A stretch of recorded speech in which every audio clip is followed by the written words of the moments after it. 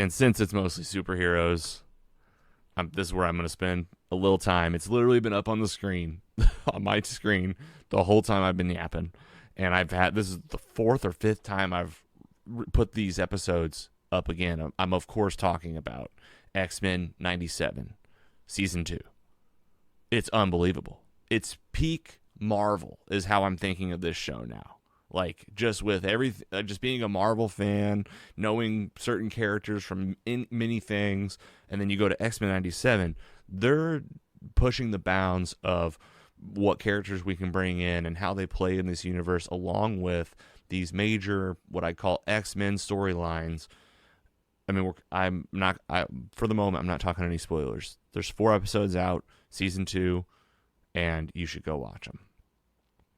I have to talk about the show, though. So now it's time for spoilers.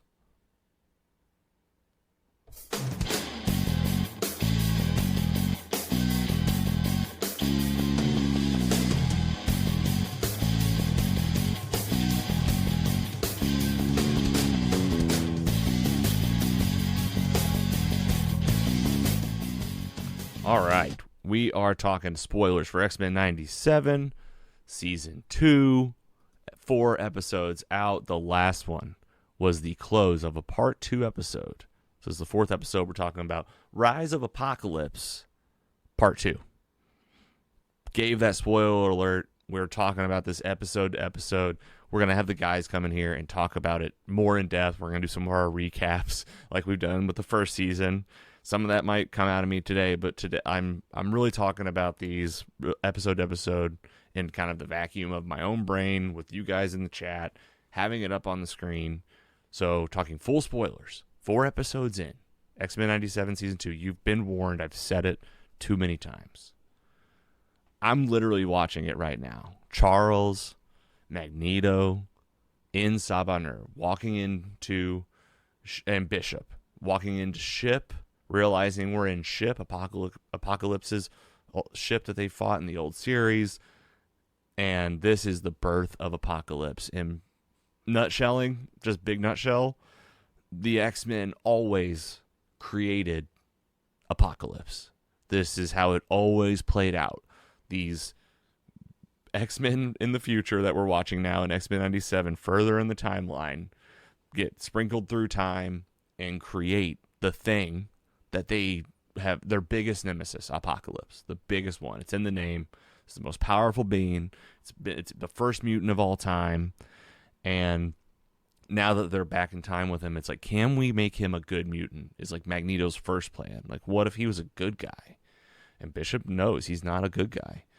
And in this prophecy, in Sabanur reads on these hieroglyphs inside of ship, it shows the story of him and the X-Men fighting him in the past, and how the Celestials are at the foreground here, like from, Eternals.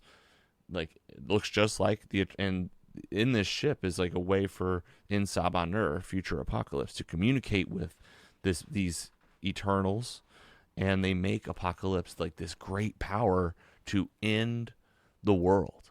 That's the great vision that Apocalypse is having right now as I'm watching. He goes into the chamber. This is going to be a metamorphosis of sorts. And he communicates with the Celestial, who tells him, you will bring the end of your time. You'll bring the end of your world. And connecting that just to what I've seen in Eternals, that meant the birth of the next Celestial, is an emergence, is due to happen, right? It's like, that's how Celestials or gods are born. They bust out of the middle of a world eventually. All the light, it requires planets with like intellectual life to grow. And that's what Eternal said. I'm not saying it's exactly the same in X-Men 97. But, is that going to be at play here to where, Apocalypse is literally going to be the end of the world? Is he going to survive that? But it doesn't matter. He decides right away in this moment, the X-Men have lied to him. He's going to change, and he's going to just start destroying the X-Men one by one. So just unbelievable. The visuals are so sick, the lines, the music, everything we always say, but just focusing on the story. As I'm watching this live right now, Rise of Apocalypse Part 2. This is it. He's just entered the chamber. He grabs the power cell that he's given. And this is it. All creation. He's talking to the Celestial. All creation. You will bring the end of the beginning. Return to the end. He has like literally like this dark crystal. Like, is this an homage to Dark Crystal? Because it looks like the Dark Crystal, right? The big purple crystal. Man, armies will dream of your demise. Curse you. They'll fear you. But all creation must crash against the eternal shore in order to thrive and grow. If you can endure it, then say the words. And then this stuff like covers his body. And he says, I am the rocks of the eternal shore. Crash against me and be broken. And he morphs into Apocalypse. Right? Like in this moment. I never knew it happened like this. Like, just that he just turns into like that big Apocalypse. But at this point, he's evil. Time to send the X-Men home. Magneto says, I'm going to stay behind, fight this guy. Charles ends up getting blasted and stays with him. The rest of the X-Men are gone, traveling through time. And Apocalypse dusts Magneto in this crazy moment. Literally, Charles saying, I'm sorry. Magneto saying, I'm sorry. He holds him up by the head and blasts him. And then it looks like he's going to step on Charles, but he says, gods don't step on ants to feel powerful, even though you just blasted a guy. Magneto's dead. Bishop shows up out of time jump, grabs Xavier, gets out of there. Like just jump 5 more minutes ago. Can they not just jump 5 more minutes ago? Anyway, is Magneto dead? Is Magneto going to come back? Magneto will come back, right?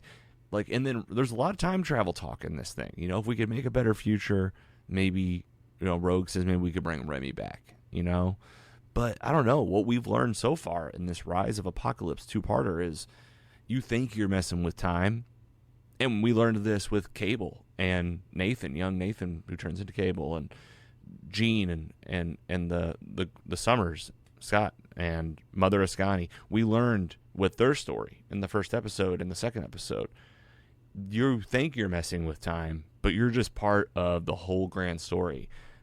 And it's kind of like, it feels like Lost to me in that way. A lot of any time travel where the way things played out is always how it played out. I think Miles says that in Lost.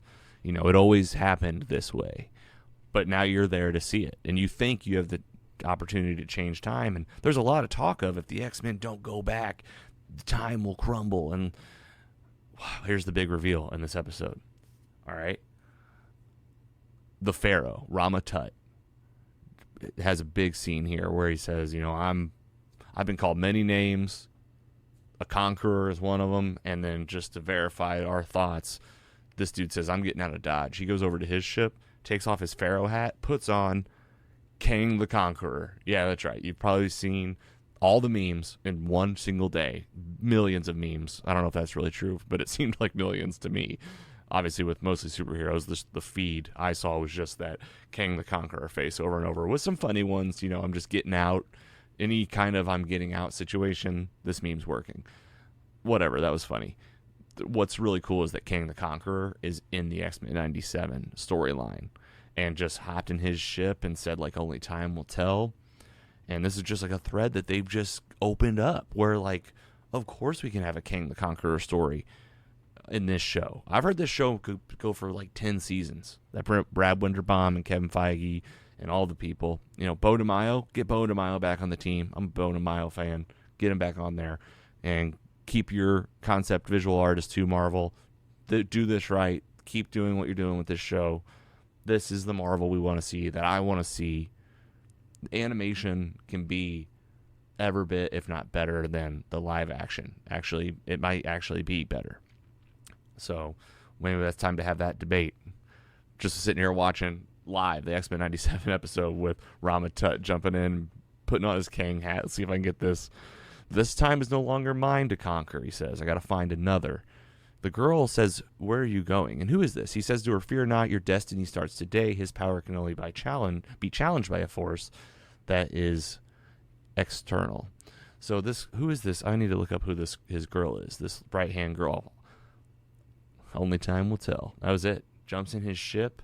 Kang's out.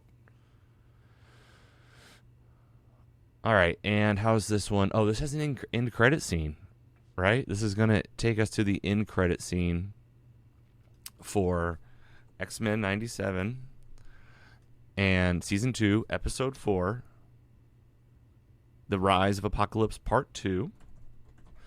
And it's Wolverine meeting up with Captain America and Black Widow, I believe. And the next episode, Episode 5, is titled Weapon X, Lies and DVDs, dropping July 15th, 2026. I mean, they showed his claws. He's still got the bony claws. Is he going to get animaniumed up again? Is this guy going to get metal bones again? Is he going to get like an upgrade? Or, I don't know. What do you think? That's the next episode. Then it's Danger.exe, Strangeland, Savage Heart, The Dead Man's Hand, and last one will be Survival of the Fittest. That's August 12th. A lot of episodes of X-Men 97 Season 2 in between. I'm having the time of my life. Obviously, rewatching it on repeat. Went back to Season 1. Just keep going through it. It's really, really good. Top tier. I think peak Marvel. Let us know what you think. 754 call log, mostlysuperheroes.com, and Mostly Superheroes on the socials. What's up, XTYBB? That's right. I know you've won some contests from us. Is it Nicole? I think it's Nicole. Such a great show. Are you talking about X-Men 97? You probably are. And if you're not, I'm just going to pretend you are because it is really good. Seeing you on Instagram. Thanks for joining us. See you, Tegan, Mark, Jules, Erica, and all the folks that joined us across all the channels. Really, really fun. Really fun show.